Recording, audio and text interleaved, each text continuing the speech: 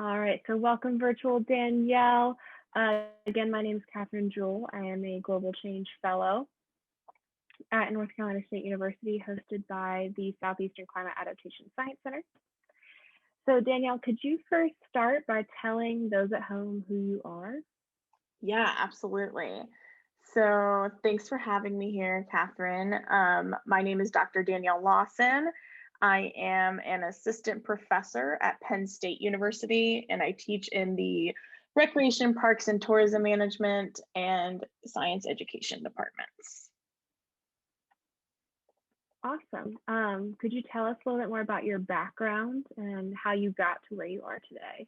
Yes, absolutely. So when I was younger, and I'm going to give this context because I've changed a lot. I think it's important for people to know that you can change your career paths. I always said I wanted to be a marine biologist, but I had in my head that I was going to go save all the whales and dolphins, you know, like the typical like kid thinking about like, I want to save Free Willy. Like that was what I wanted. So I went and I got a bachelor's degree in marine biology from UNC Wilmington. I graduated in 2012.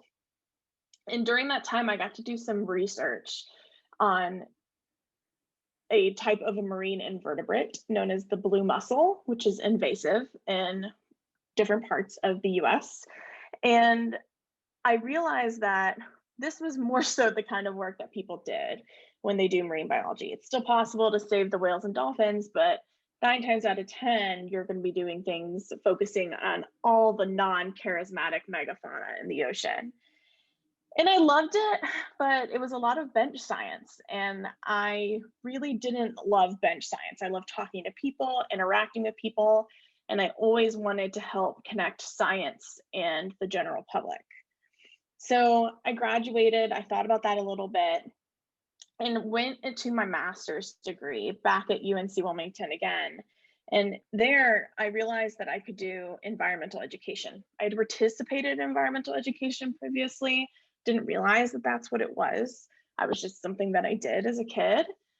And I ended up taking a class. I was doing a master's in coastal management, took a class in environmental ed my second year, and it was like a light bulb effect. I'm like, this is how we connect people to science. This is what I need to be doing. So I ended up doing a dual master's degree in coastal management and environmental education because I still wanted that coastal side to me.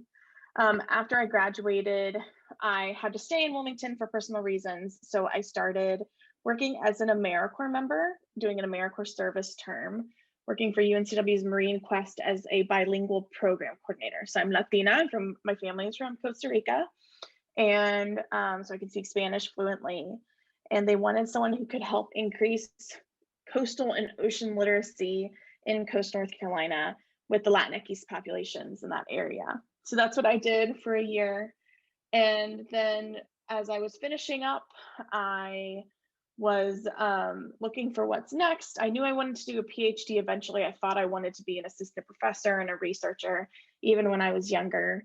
And I came across an advertisement for a PhD or master's in environmental education research. Saw it, got so excited because I didn't know that people did PhDs in environmental education research, applied to it.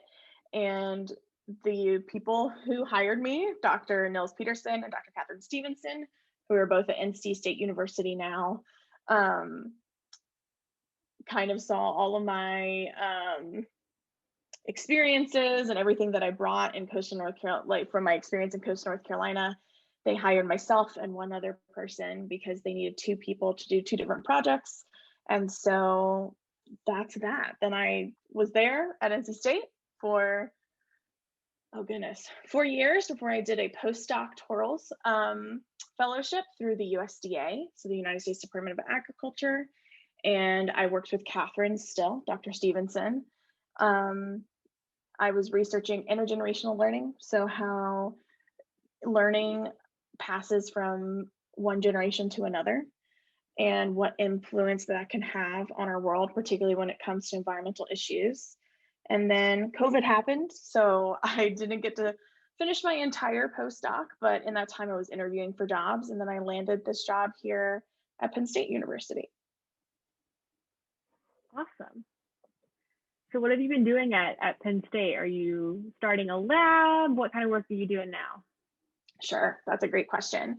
So I do have a lab. I have started a lab. It's called the Nature Connections Lab, and I have a incredible group of students that are a part of that lab. Broadly, we're looking at how do connections to nature, and those connections to nature could be fostered through formal educational experiences, informal education experiences, so both in the classroom and out. But how do those connections help promote environmental stewardship? How does it help increase civic engagement? And then how is not only do those things happen, but how can it be done in a way that respects multiple cultures, generations, and life experiences at the same time? So we're looking at broadly to answer those three research questions at the themes of environmental education, outdoor education, recreation education, that sort of thing, as well as intergenerational learning and social justice. So that's what we're doing now. We have a variety of projects, everything from looking at environmental identity through urban and based environmental education to trauma-informed pedagogy and how healing associated with our own trauma and trauma to the land can be fostered through environmental education experiences. We also are continuing work on more of the traditional intergenerational learning pathway. So looking at intergenerational learning with climate change and agricultural communities. And then we're also looking at how intergenerational learning could be used as an anti-racism tool in the environmental movement. So a little bit of everything. Fun. I want to tug on this intergenerational learning a little bit. I'm curious, now that you're doing intergenerational learning work with climate change in Pennsylvania, have you seen any differences between the folks you studied in North Carolina versus the folks you're studying now? Yeah, that's a great question. So I would say that I haven't unfortunately been able to do a ton of the intergenerational learning work here in Pennsylvania just yet, but we have a project that's starting. So that agricultural communities project that I mentioned with climate change perceptions and intergenerational learning, it's being done with North Carolina communities. It's going to be done with Pennsylvania communities, even California communities, to just kind of compare and see how things are different or if they're not different. The agricultural community in general can be a little bit different than non-agricultural communities. A lot of that is just due to the fact that the agricultural tradition is so steeped in family lines and through multiple generations. And so because of that, the way that they interact with nature is just very different than a recreationist or you and I are going to interact with nature. So we're just starting that project. Don't really have any concrete results just yet, although I would guess that there's probably going to be some similarities. Like if you were to make, this is making a very broad sweeping generalization. So I'm not speaking from data, but if you look at Pennsylvania, just like North Carolina has very distinct areas that are defined by urban life, but then everything in between is just rural. There's a lot of farmland in North Carolina, and there's a lot of rural farmland in Pennsylvania. And, even though people's life experiences, of course, are going to be different, a lot of the demographics that we see in rural North Carolina are reflected in rural Pennsylvania, aside from the Amish populations, of course, because there's a very large Amish population here. So I would guess that based on the patterns of what we've seen in the data across the nation with agricultural communities, intergenerational learning, and climate change, that we will see some of that just some similarities between the two different communities. I think they're going to be very different than non-agriculturalists in general, whether that's in Pennsylvania or North Carolina, but I think that we might probably see some similarities across those two agricultural communities. Awesome. Cool. I look forward to hearing. I know it's just beginning, but I do look forward to hearing more about it as the project develops. So thinking more I'm so curious about what you just said about how we can use intergenerational learning and environmental ed as an anti-racism tool. Sure. How are you guys talking more about that project? How's that go? Sure. How is it going? What are you looking at? That kind of thing. Sure. So I want to first give the caveat to anyone who might be listening to this that environmental education and the way that it's set up, it reflects a lot of our education here in the United States, our education system, and that's very colonialist in nature. So there's a lot of white supremacy that it's steeped in. There's a lot of privilege that exists in it, and it favors people who have more access and more opportunity and have not been historically marginalized from conversations. So I want to make sure that we clarify that, because we have that issue in environmental education as well. If you go to an environmental education conference, you see a lot of white presenting individuals. I mean, I'm Latina, but I'm very white presenting. And so because of that, I've lived with the privilege and the experience of a white woman. So in terms of seeing how this intergenerational learning piece can play out in environmental contexts to just kind of make it more anti-racist in nature, it has to do a lot with the work that I actually did in North Carolina with intergenerational learning and climate change perceptions. So people like to ask me all the time why it worked so well. So for anyone who may not be familiar, what we found was that through intergenerational learning, kids, when they were communicating with their parents, were able to create more climate concern in their parents, and these parents were individuals who identified with those groups who typically are associated with not being concerned with climate change at all.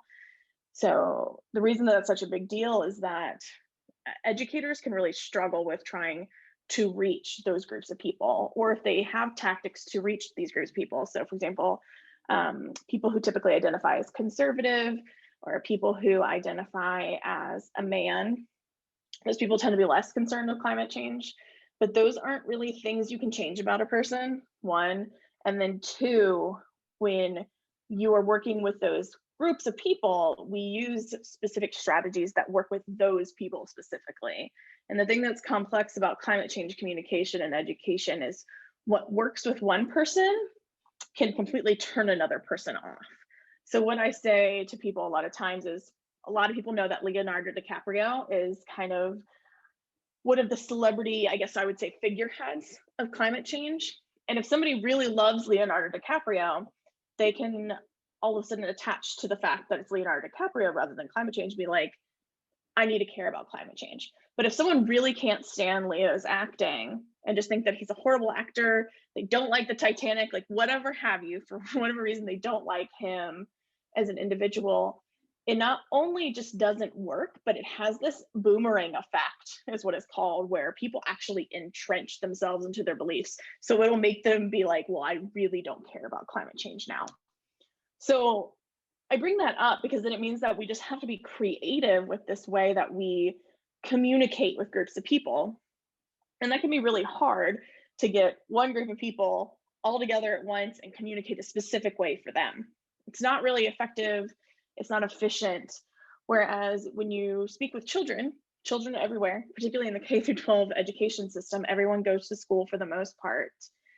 And when we gave the students the power to do the communication, they were making connections with people that typically we would have had to do all this special framing for.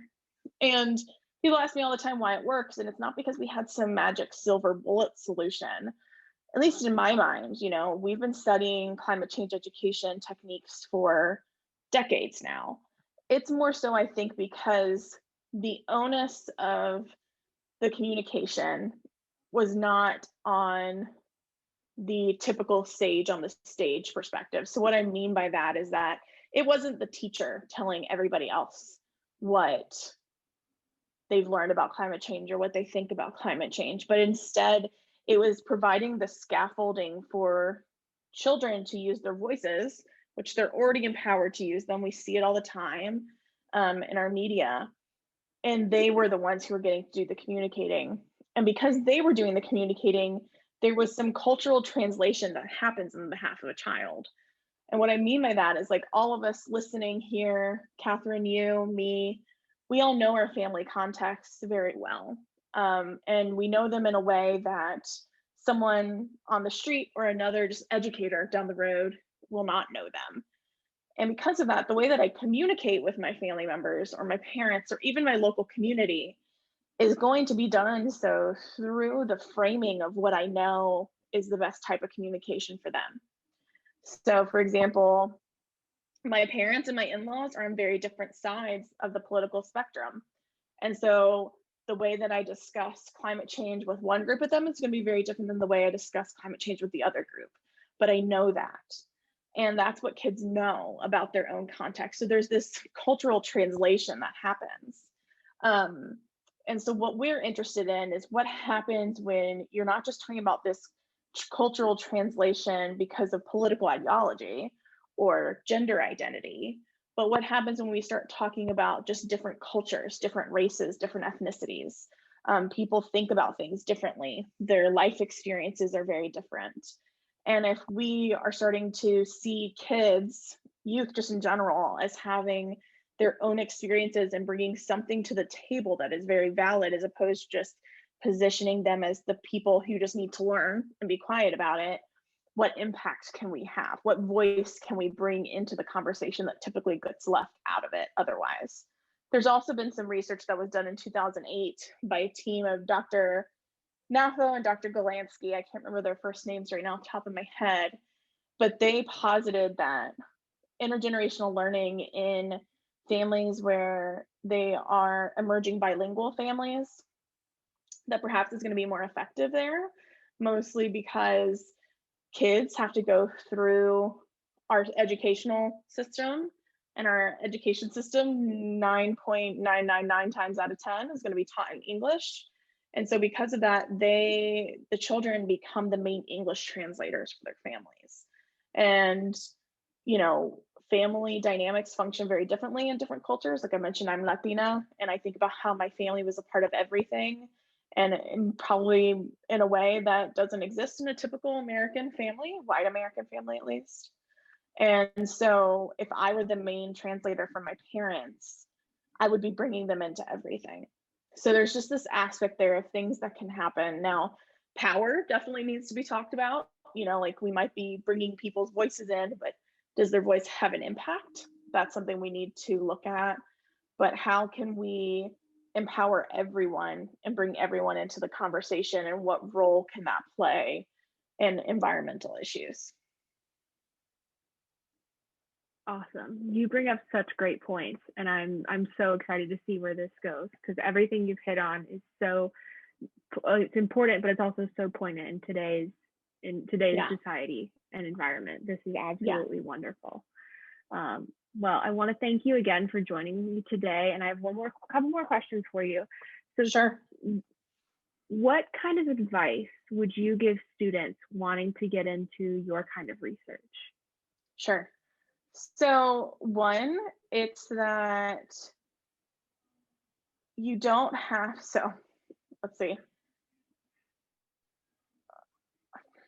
I would say to reach out to people who are doing that research. That'd be one piece of advice. But then I have another piece of advice, is that one, reach out to people who are doing that research, you know, email us. I laugh that most of us are social scientists that do this research by nature of it. And so because of that, we really like people. We love people. We love talking to people. And at the end of the day, academics also really love talking about their research. So reach out to them. You know, I know it can also be really hard right now, at least with this COVID context, to make those connections, but to reach out to us, come to professional conferences that we present at, you know, just find ways to connect. And then the other thing would be that people who want to get into this line of work, to remember that this line of work is never easy. It's not, there's a lot of weight that comes with it when you're researching things like climate change and solutions and just environmental problems in general. And so because of that, to always never be afraid to provide boundaries for yourself. I think that's important for all grad students, not just students wanting to get into my field. And that we've learned it a hard way in 2020, that self-care and taking care of ourselves is just so important, and to not be ashamed of that. that it takes to do this work well, it takes a lot of yourself and it takes a lot of caring and emotional energy. And so to make sure that you're not pouring from an empty cup when you're having to do the work. Absolutely. That's so important. So important. So one last thing, I always love when podcasts ask their guests, where can we find you? How can people get in touch with you? Yeah, absolutely. So there's a few ways that you can get in touch with me. I have an Instagram known as Balanced Academic. I also can be found through Penn State's website. I have a lab website. If you look up the Nature Connections Lab at Penn State, you can find me there. And you can also find my wonderful students and everything they're doing. I can be emailed through Penn State. I won't give my email here just because it can be a little confusing since it's just a random setup. And then also another thing that I'm doing now is I've started a YouTube channel about the academic experience and how to break down academia for other people. So you can find me there as well through the Balanced Academic. So those are all the ways that you can find me and what I'm doing. Awesome. Well, I so look forward to hearing everything that you're doing. And I'm so excited that you're helping others get through this academic world because my gosh, it can be tough at times. Yes, it absolutely can. Thank you again. Thanks, Kathryn.